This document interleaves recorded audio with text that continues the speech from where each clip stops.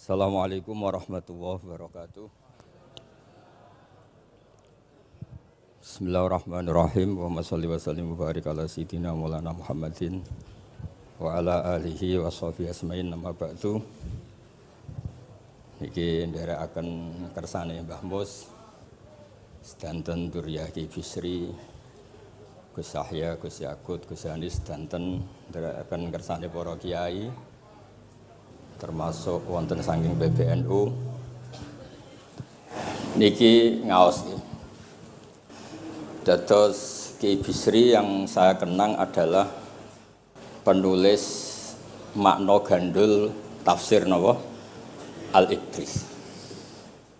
Al-Ibris itu maknane niku adz-dzahabul khalis, emas yang murni.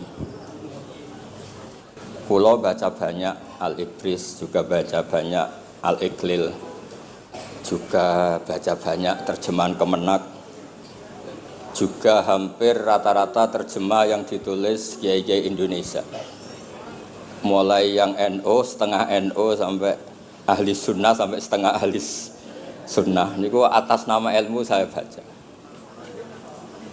Ini penting untuk kepastian bahwa Quran itu milik semua, tidak milik kelompok tertentu, tidak milik ormas tertentu. Sehingga niki kula maknani sesuai makna teks Ki Bisri, dados kula maknani Jawa Pegon sesuai tulisan Ki Bisri. Kula cerita teng Duriyah niki wonten Sami, wonten Rafi. Dulu yang diantara yang nulis ini namanya Kiai Nawawi. Kiai Nawawi niku mantu Kiai Munawir. Ketika mondok teng buyut kula teng Damaran. Jadi ketika proses cetak di Menara Kudus, di antara penulisnya itu Kiai Nawawi, seorang hafid menantu Mbah Munawir. Mengkene iki kula maca Wadduha, ta sederenge kula mukadimah, kula maknani persis, ndak ada yang saya rubah. Kula cerita tentang beberapa yang ngaji di sini. Antar mufassir yang memang benar-benar mufassir, bukan permakan yang dimaklumatkan sebagai mufassir asli. Itu mengukur orang ngerti ndak itu gampang. Misalnya begini, nanti di Wadduha, ini nanti sama makna di Wadduha. Ada kata alam yajid kayatiman fa'ahwa. Kemudian wa wajadaka dolan. Mungkin kalau makna diurut ini hanya beberapa menunjukkan betapa Kiai Bisri itu sebelum menulis itu mutolaah. Teng mriki ditulis dolan engkang orang ngerti. Jadi wawajadalan nemu sapa rebuka ing sira niki mboten kula rubah niki persis. Dolan ing wong sing ora ngerti.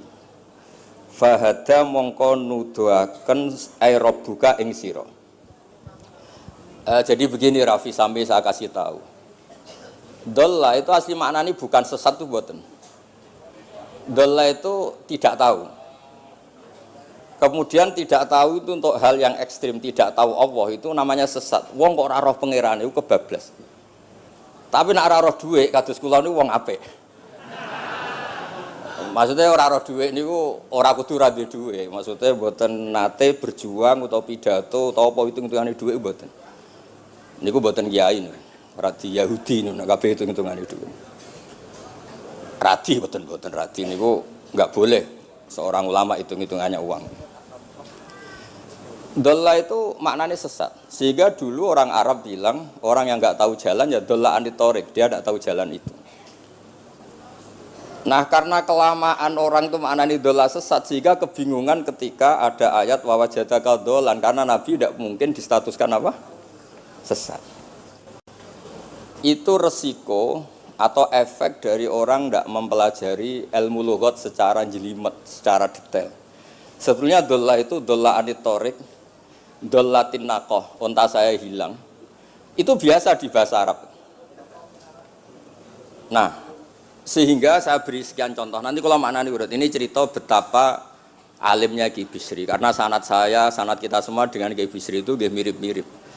Ki Bisri alim itu ngaji Ki Khalil Harun. Ki Khalil Harun keluarga sarang. Beliau masih keponakan sama Mbah Ghazali, pendiri madrasah Pondok Sarang asmane Mbah Ghazali.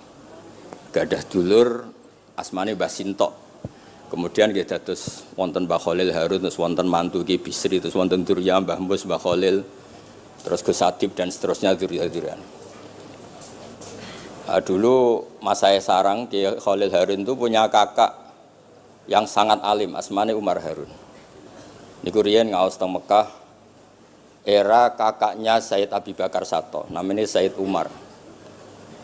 Terus beliau dapat ijazah syaratnya alim hafal kitab matan. Makanya syaratnya wong alim itu harus banyak hafalan. Kemudian sebagian kiai yang ngapalkan betul, sebagian wajibkan ke santrinya, kiainya ndak hafal. Nah, itu mulai musibah nih. Sibuk metuki tamu, sibuk metuki tokoh politik, terus santrinya diwajibno, ndekne ora. Lah niku pun mulai kacau nih. Saya alhamdulillah ada jenis kiai yang seperti itu. Terus niki cerita wong apik. Mboten niki mboten nyindir sinten niki biasa mawon, mboten nyindir sinten. Nggih pancen ngoten, maksudnya normale ngoten. Nah, sehingga Kiai Umar niku gada kitab namanya Islahu Al-Sunil Waro. Ini semacam alfiyah nggih tentang nahwu. Kiai Khalil nggih alimnya yang paling malakah nggih nahwu, Kiai Khalil Harun. Era Ki Bisri nggih sing paling malakah nggih nahwu. Meskipun beliau mutabakhir di beberapa fan ilmu tapi paling malakah nggih nahwu. Sehingga beliau nulis Ausatul Masalik terjemahnya Alfiyah bin Malik nggih kados mun malakah mun nyaman mawon. Mun kula terusaken. Dolan itu dipakai Quran di beberapa ayat.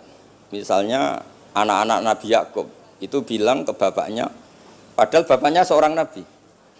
Ketika bapaknya terlalu merindukan Yusuf yang hilang, itu disebut inna kalafi dhalalikal qadim. Inna kalafi dhalalikal qadim.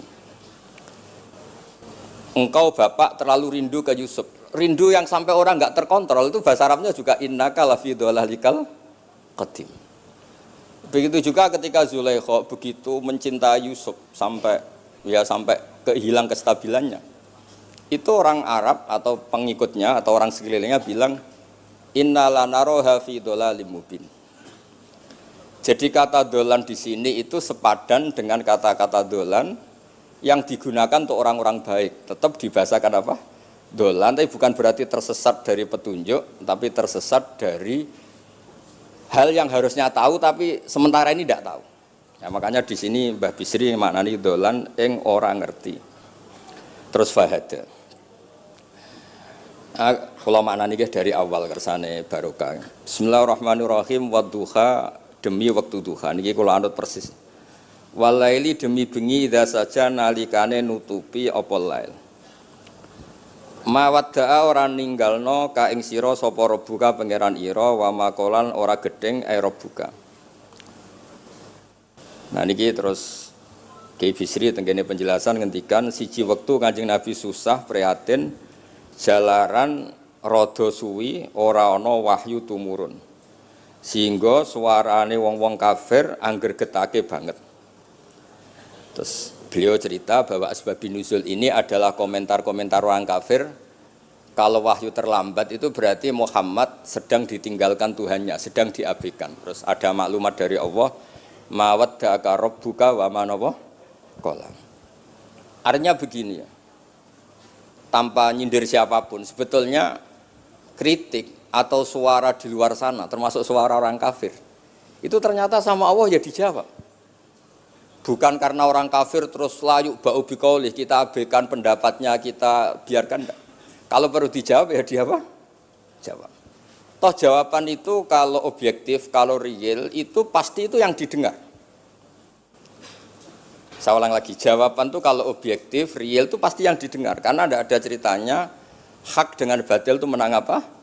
Batil. Dalam pepatah orang-orang sufi yang ahli hakikat, lato kota lidzolam amanan nur.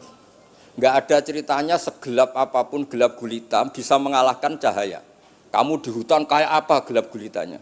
Kamu bawa satu korek itu menjadi padang apa enggak? Padang tetap. Enggak ada gunanya semua. Gelap kayak apa kalau ada nur? Lato kota lidzolam amaman nur. Makanya saya ini termasuk jenis kiai yang pede, percaya diri. Bukan karena saya merasa paling benar, enggak. Barang hak itu pasti menang, pasti didengar. Saya berkali-kali cerita, logika tauhid itu logika yang bisa dianalisis dengan cara apapun. Dan saya cerita di mana-mana itu. Sehingga ketika malaikat jumawa bahwa iman mereka lebih tangguh dari manusia karena mereka syahidu al-jannata wan nar. Mungkin sebagian malaikat itu ikut bikin neraka, ikut bikin surga. Tapi imannya tentang Allah itu manusia, kita yang di sini itu tidak kalah. Termasuk nyuwun sewu, sing biasa delok dangdut, sing biasa mancing gak jelas.